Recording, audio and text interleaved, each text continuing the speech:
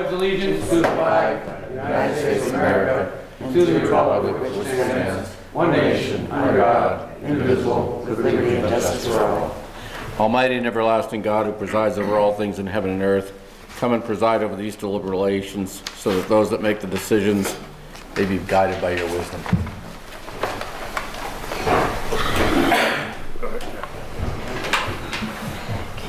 Council has nothing on their agenda this evening, so Mayor, you're up.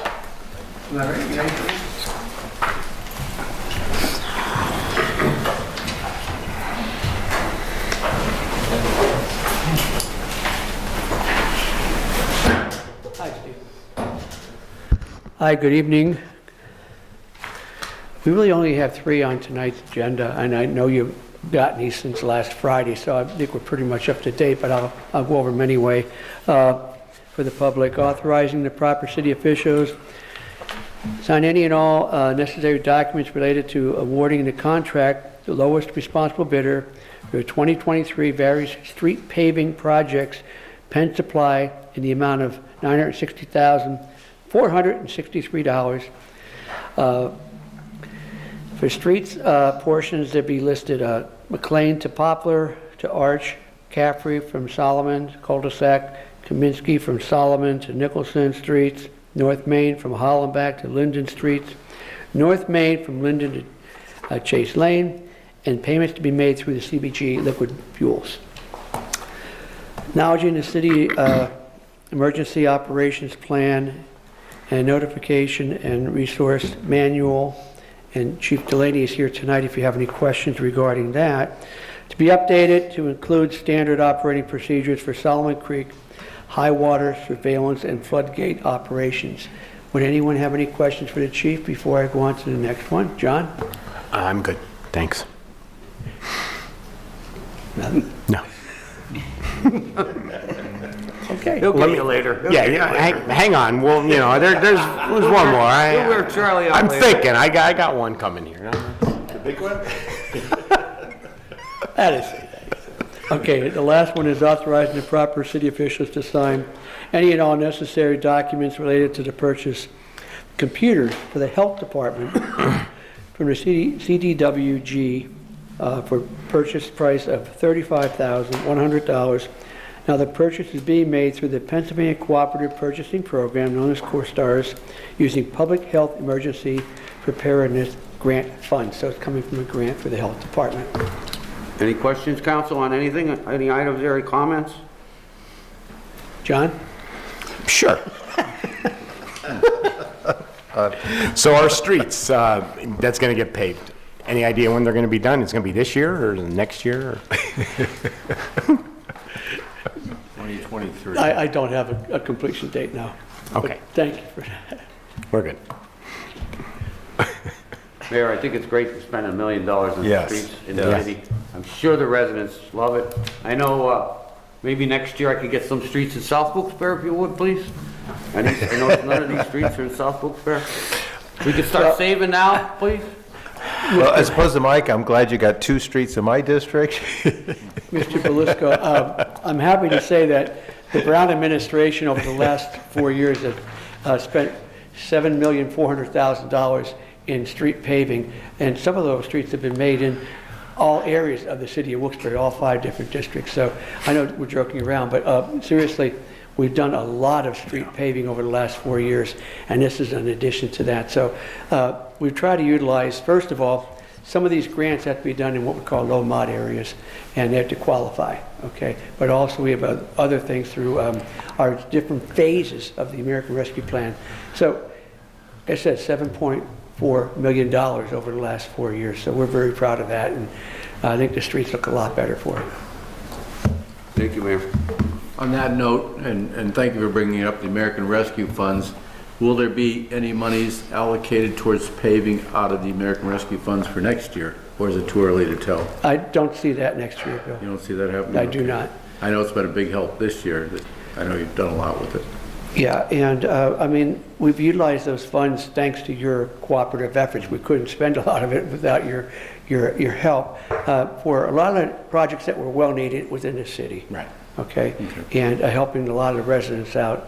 that were in need of help. So we try to utilize a lot of the funds, what we felt, with your cooperation, we go the best ways we could spend it to help the residents, but also help with things within the city that we possibly could not afford without the help. Anything more? Just a quick comment on the emergency operations plan, and I do know that Chief Delaney has spent a lot of time on this.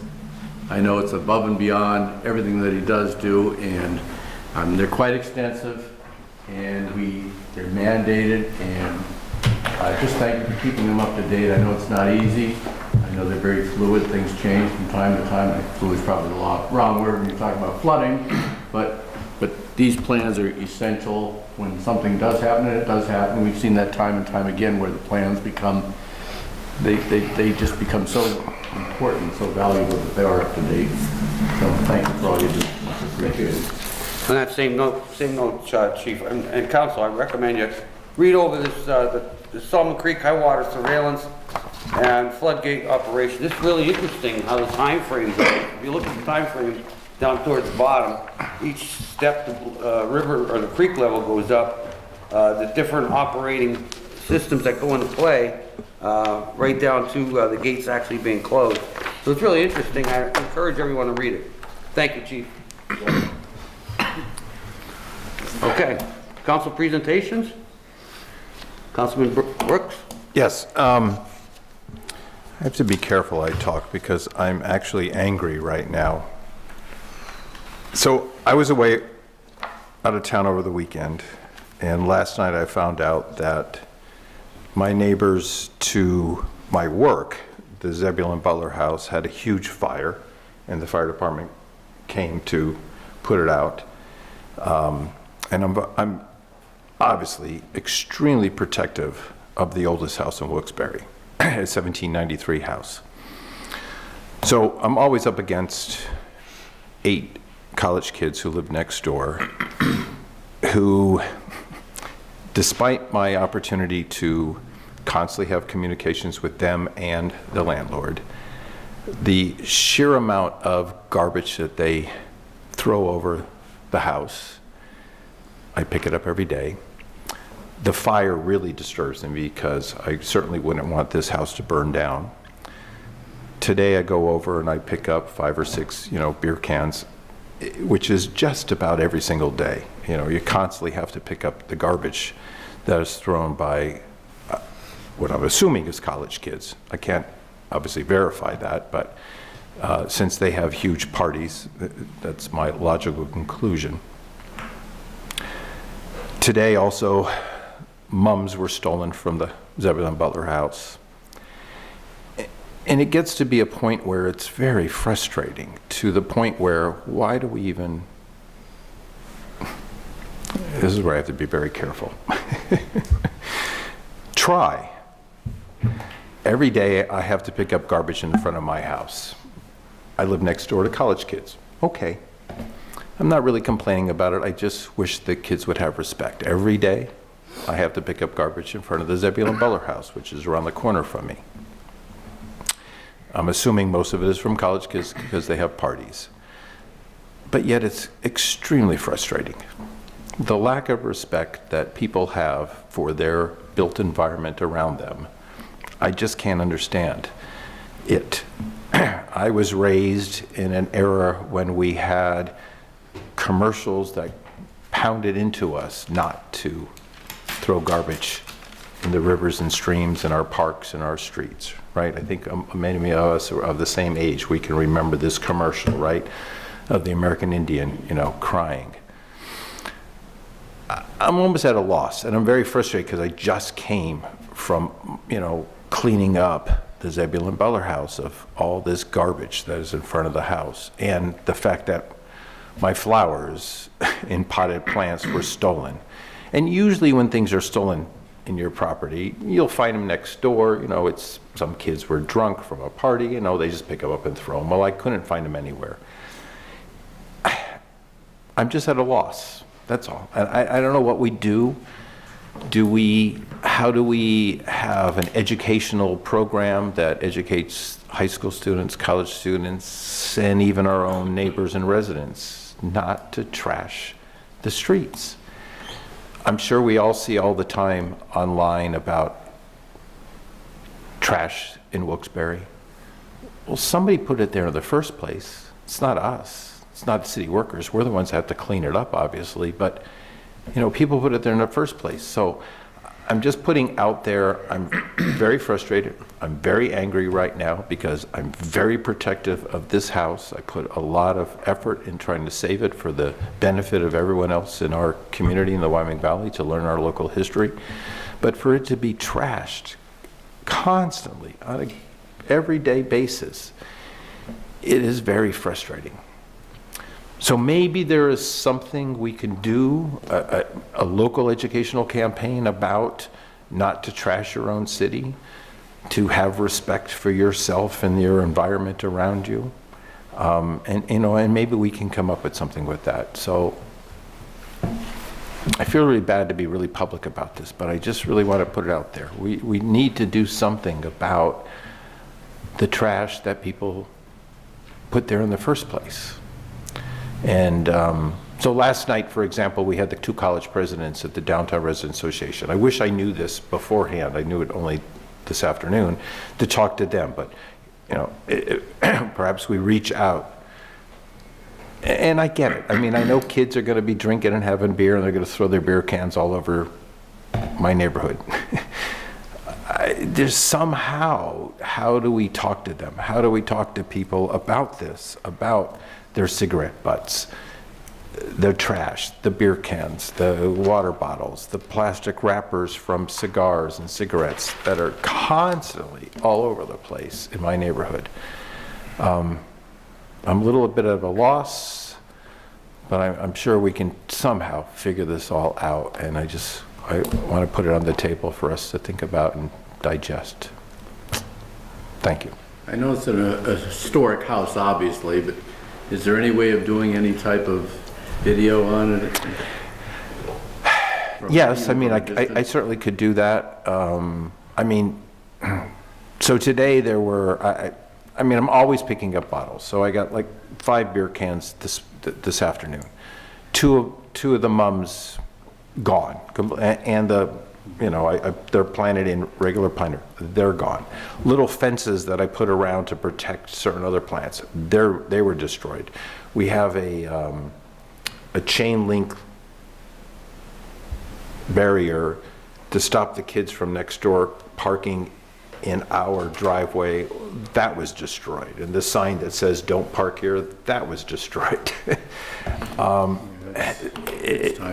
Yeah, so it's just it's tough, and I'm you guys all know me. I'm really optimistic about the city of Wilkes-Barre, and I will always do the best we can. But it's just because this is a couple hours ago, so I'm very frustrated, and I don't know what to do. So I just want to put it out there to, cameras, sure, it captures after the fact. I could certainly do that. Some of it as well, if people are aware they're there. Yeah, and I talked to the neighbors next door just a couple hours ago about a fire, and the one lady says to me, well, it's a young college student, she says, well, it's legal, I can have a fire. And I'm like, but use your common sense. You're next to a wooden house that was built in 1793, and your embers can come over here, and I can see a situation where you guys are having a good time.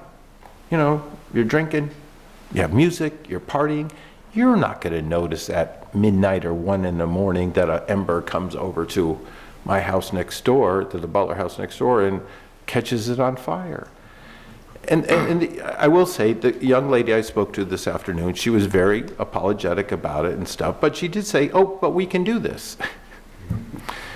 Yeah, but what you can do and what is ethical and that might annoy your neighbor is not always the right answer. So I'm just putting it out there that we need to figure out a way to engage not just college kids, general population, about the sheer amount of trash that people just throw onto the streets. that we end up having to clean up after them, of course. Yeah. Tony, did you reach out to Wilkes administration or the Wilkes Police Department? This is just 2 hours ago. So yeah, I will. And I mean, and Greg Canton, Tom Looney came to the meeting for downtowns last night, but I didn't know this because this happened. I wasn't there yesterday, and it happened over the weekend. You're saying it's an ongoing thing. But it is an ongoing thing. But it is. It's a constant. It's a really constant thing. If you, I'm sure every neighbor who lives along South River, West River, Ross Street, South Franklin, you know, there's always stuff in our yard I've from. been at that podium Yeah. many times. So I mean, I will do that. I will reach out to the landlord next door again about the fires that the kids keep having constantly on the weekends. And I'm thankful to the fire department for being there this weekend to tell them to put it out. But it's an ongoing battle.